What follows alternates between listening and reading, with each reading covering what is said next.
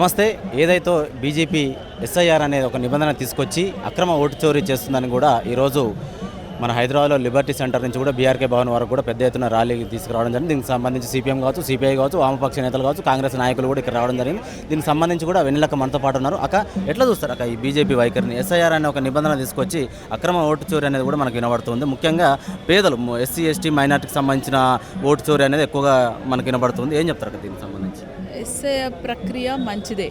అంటే ఓటు ఉంది, ఓటుని పాత ఓట్లు ఉన్నాయా లేదా, లేకపోతే కొత్త ఓట్లను చేర్చుకోవడము, దొంగ ఓట్లను తీసేయడము, డూప్లికేషన్ రావడం అనేది బాగానే ఉంది.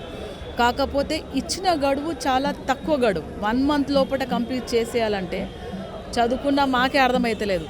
ప్రతిసారి ఎన్యూమరేషన్ ఫామ్ కదా, అది మనం అర్థం చేసుకొని పేద ప్రజలకి, అట్టడుగుల గ్రామ స్థాయిలో ఉన్న ప్రజలకి వాళ్ళు తొందరగా తీసుకోరు.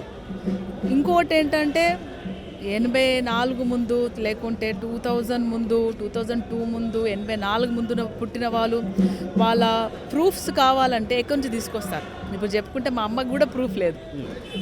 సో ఎక్కడి నుంచి ప్రూఫ్స్ తీసుకురామంటారు? తాతమ్మలది, వాళ్ళది. సో అది కూడా చాలా ప్రాబ్లంగా, ఇబ్బందిగా ఉంది. సో ఇవన్నీ చూసుకుంటే ఏంటంటే ఈ ఎస్ఐఆర్ ప్రక్రియ ఇంత ఫాస్ట్గా చేసేసి దళితుల, బహుజనుల, మైనారిటీ ఓట్లు తీసేయాలని ఒక ఉద్దేశంలో నడుస్తున్న కుట్ర అని గమనించి ఈరోజు వామపక్షాల ఆధ్వర్యంలో, సిపిఎం ఆధ్వర్యంలో, అట్లాగే కాంగ్రెస్ పార్టీ ఆధ్వర్యంలో మనం అన్ని వామపక్ష పార్టీలన్నీ ఈరోజు ధర్నా నిర్వహించడం జరిగింది. ఈ ప్రక్రియని కొంచెం పెంచండి. అట్లాగే మన గ్రామ సభలు ఉంటాయి. ఊరిలో ఏంటంటే పలాని పిల్లలు మన ఊరిలో కాదా అనేది ఆధార్ కార్డో, పాన్ కార్డో ఉండదు. ఏం చేస్తే మన ఊరి పిల్లగాడ కాదని సర్టిఫై చేసేది గ్రామ సభలు, గ్రామ పెద్దలు.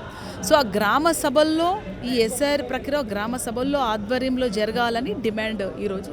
అంటే నిబంధనలకు విరుద్ధంగా అర్హులైన వారినే ముఖ్యంగా ఓట్లు తొలగింపు చేస్తున్నారు. వాళ్ళకి ఎవరైతే మద్దతు తెలుపరో వాళ్ళని స్పెషల్గా ఒక గ్రౌండ్ రిపోర్ట్ తీసుకొని మరీ వాళ్ళని తీసేస్తున్నారు అనేది కూడా వినబడుతుంది. అవును, అది కూడా గ్రౌండ్ లెవెల్లో జరుగుతుందని మాకు కూడా తెలుస్తుంది. ఎందుకంటే మేము కూడా మన కాంగ్రెస్ పార్టీ ఆధ్వర్యం బిఎల్ఎల్ని పంపిస్తుంటే ఆల్రెడీ తీసేశారనే కూడా వాదన వస్తుంది. సో దాన్ని అరికట్టాలనే ఈరోజు ఈ ప్రదర్శన జరుగుతుంది.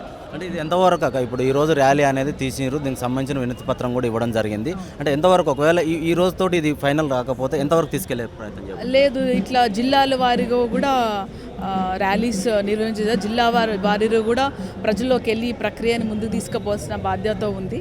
సో ఈరోజు స్టార్ట్ అయింది కాబట్టి దాన్ని పెద్ద ఎత్తున చదువుకున్న విద్యావంతులకు కూడా ఇది తెలవాలి.